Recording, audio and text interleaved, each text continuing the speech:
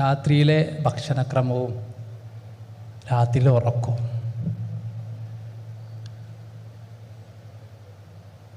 രാത്രിയിലെ ഭക്ഷണക്രമം പറയുകയാണെങ്കിൽ നമുക്കറിയാം, പുറത്തേക്കൊണ്ട് ഇറങ്ങിയാൽ ഹോട്ടലിലെ പകുതി ഹോട്ടലുകൾ പ്രവർത്തിക്കുന്നത് രാത്രിയിലാണ്.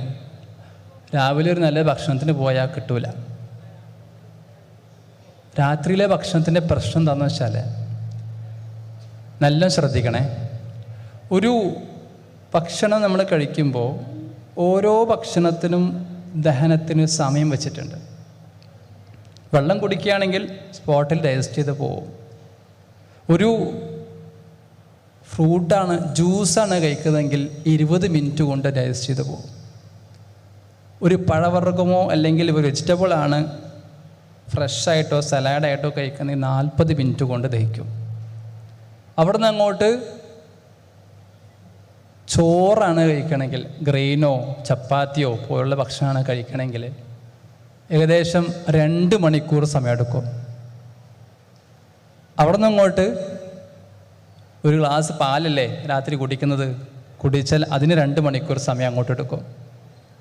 പിന്നെ ഒരു നല്ല മട്ടൻ മന്തിയോ ഒക്കെ കഴിക്കുകയാണെങ്കിൽ മിനിമം ഒരു 3 മുതൽ 4 മണിക്കൂർ അങ്ങോട്ട് എടുക്കും.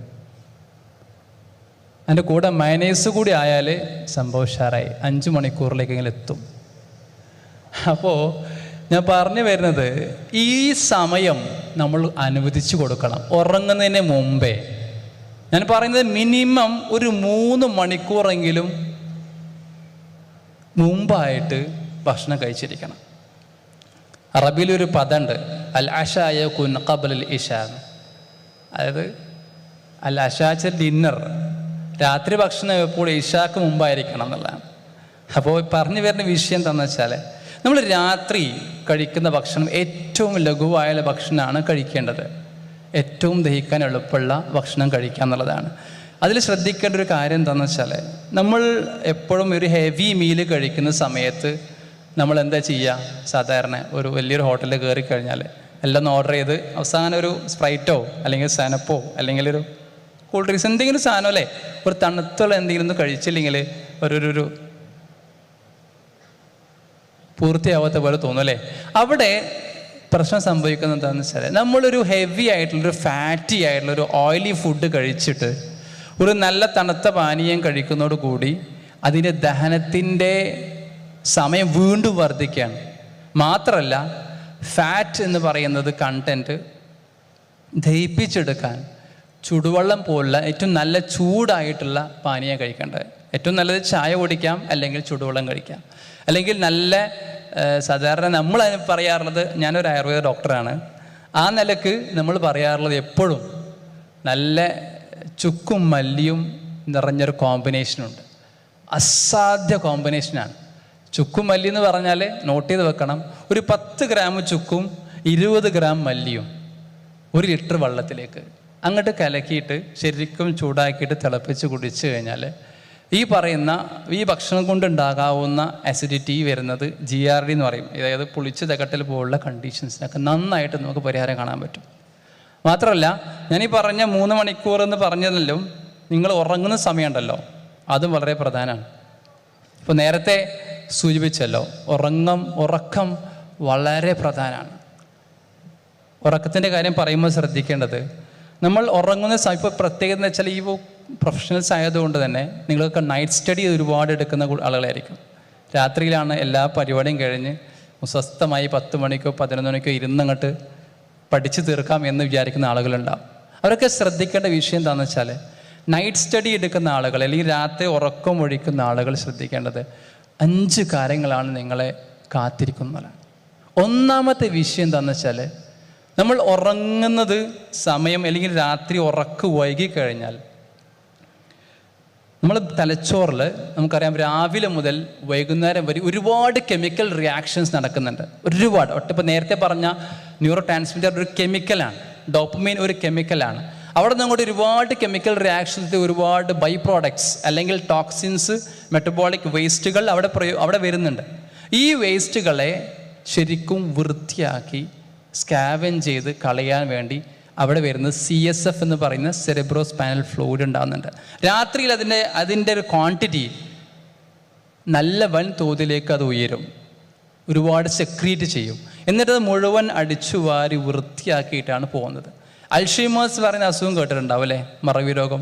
അതെന്താ കാരണം എന്ന് വെച്ചാൽ ലെവി ബോഡീസ് എന്ന് പറഞ്ഞ വേസ്റ്റ് പ്രോഡക്റ്റ് അവിടെ തങ്ങി നിൽക്കുന്നതുകൊണ്ടാണ്.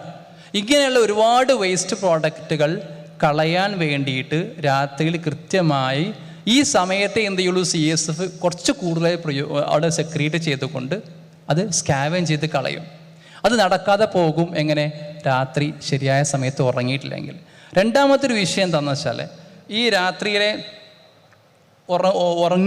ഉറങ്ങാതെ നിൽക്കുമ്പോൾ അല്ലെങ്കിൽ ഉറക്കുമ്പോൾ പ്രത്യേകം ശ്രദ്ധിക്കുന്ന മറ്റൊരു കാര്യം, നമുക്കറിയാം എല്ലാവരും ഉറങ്ങുന്നത് പലപ്പോഴും ബെഡ് ലൈറ്റ് ഇട്ടിട്ടോ ലാമ്പ് ഇട്ടിട്ടോ കാണും അല്ലേ, അല്ലെങ്കിൽ മൊബൈൽ ടോർച്ചിൻ്റെ വെളിച്ചം ഉണ്ടാവും.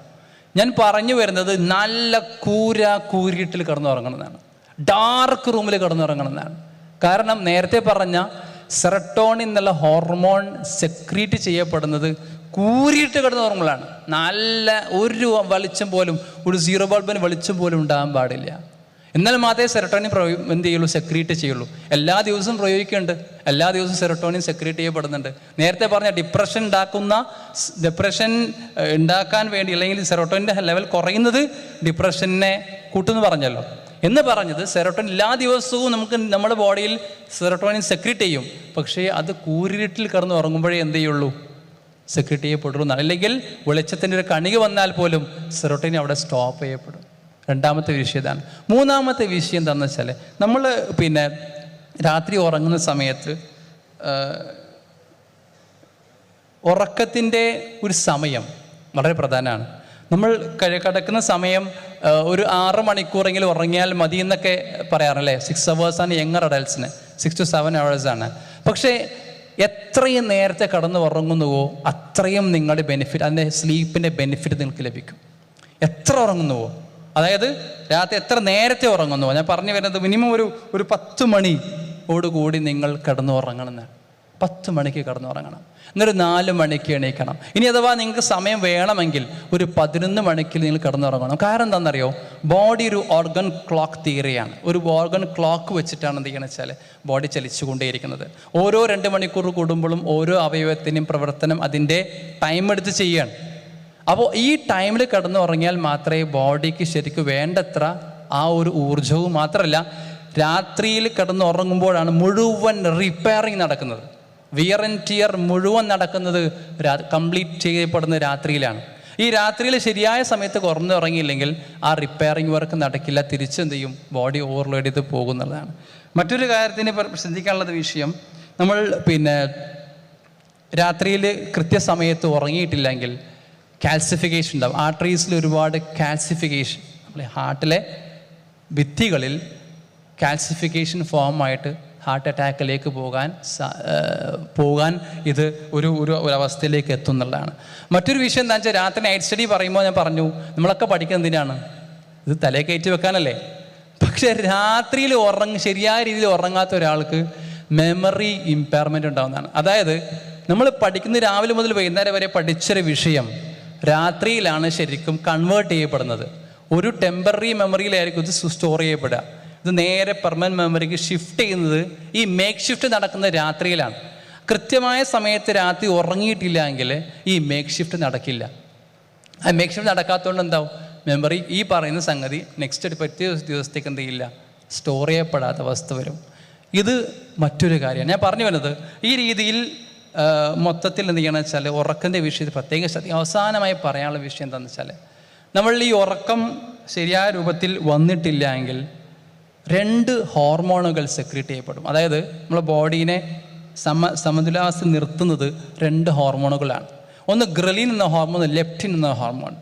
ഗ്രലിൻ എന്ന ഹോർമോൺ എന്ന് പറയുന്നത് ഒരു ഹങ്കർ ഹോർമോണാണ്. നമ്മൾ ഭക്ഷണം കഴിക്കാൻ വേണ്ടി നമ്മുടെ ശരീരത്തിൽ ഉൽപ്പാദിക്കപ്പെടുന്നൊരു ഹോർമോണാണ് ഗ്രലിൻ ഹോർമോൺ.